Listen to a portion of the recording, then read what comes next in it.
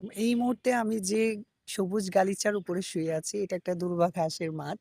আমি একটু আগে বসেছিলাম এখানে এবং দেখলাম আশেপাশে যে সবুজ ঘাসটা দেখতে পাওয়া যাচ্ছে, এগুলো সবই দূর্বা ঘাস।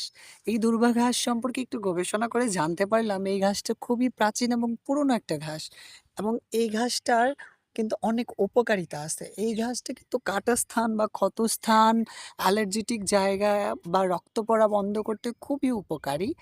এই ঘাসটা খুব ভালো অক্সিজেন দেয় এবং বলা হয়ে থাকে সকালবেলা খালি পায়ে দূর্বা ঘাসের উপর দিয়ে হাঁটলে চোখের দৃষ্টিশক্তি বৃদ্ধি পায়। পৃথিবীর সর্বত্র জন্মে এই গাছটা। এই গাছটা সবুজ গালিচাও বলা হয়ে থাকে। কারণ this is the power house of green. পাশাপাশি এটা প্রচুর অক্সিজেন বাতাসে ছাড়ে। সো এটা দূর্বা ঘাস। ঘাস তো আমরা সবাই জানি।